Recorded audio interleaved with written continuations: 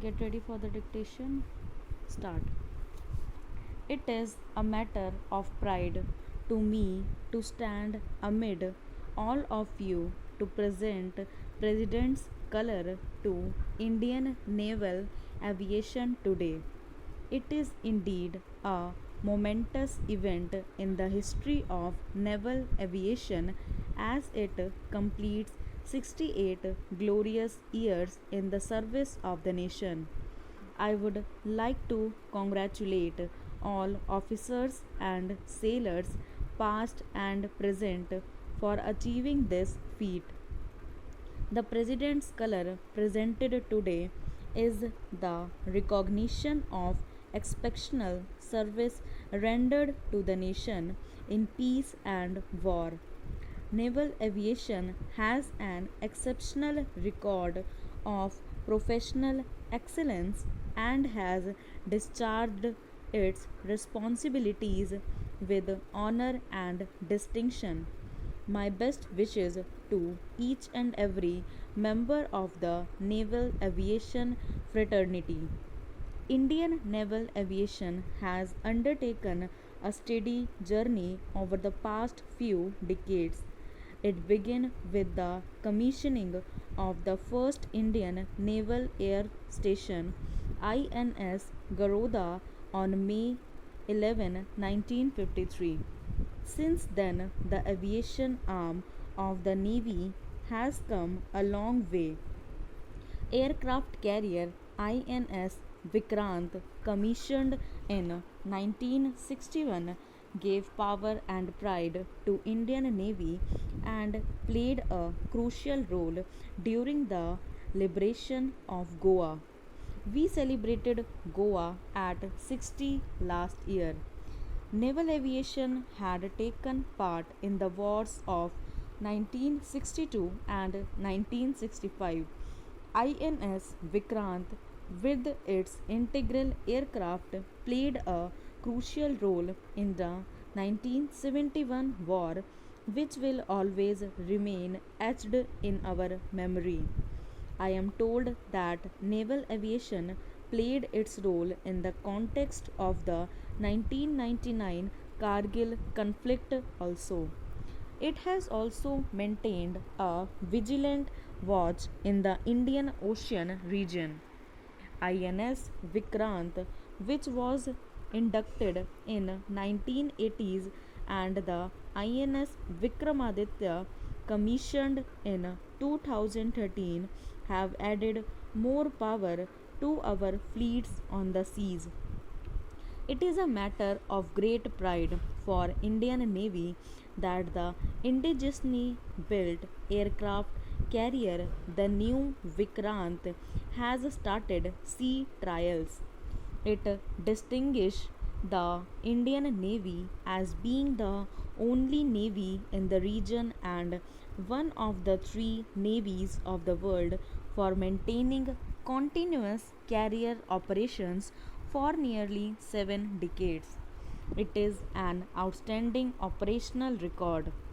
The naval aviation has contributed through numerous humanitarian assistance and disaster relief operations, during which it has provided relief to fellow citizens, like the recently conducted rescue operations of Mumbai during Cyclone Tauktae in May 2021.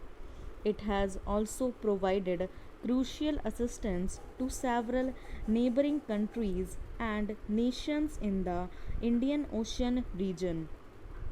The Indian Navy has invested significant effort in meeting all regional commitments and furthering our diplomatic engagements with friends and partners in the Indo Pacific.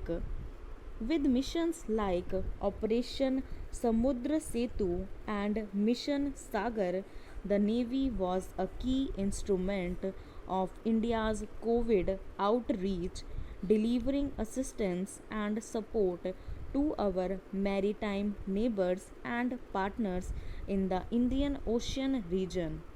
The prompt and effective deployment of the Indian Navy in the time of crisis has underscored India's vision of being the preferred security partner and the first responder in the Indian Ocean region.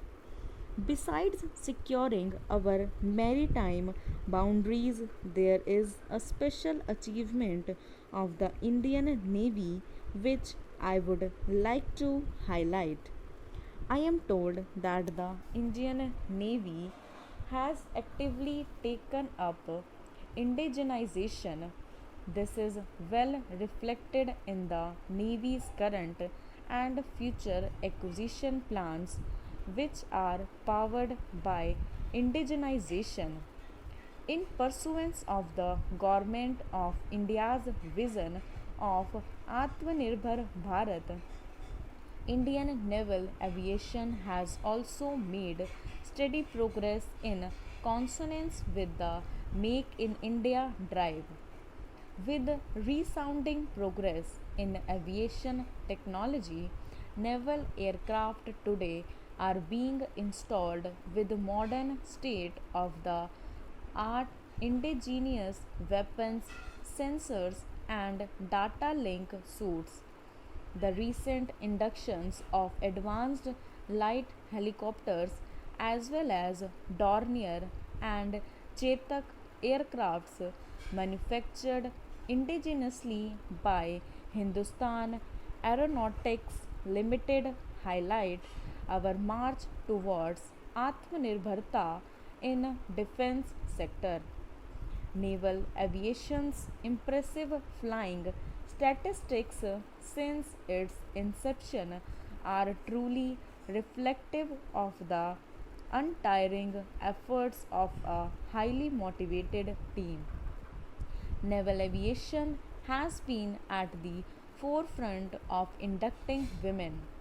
I have been given to understand that of about 150 air traffic control officers in naval aviation, about 84, that is more than 50%, are women, and out of strength of 400 observers, 75 are women.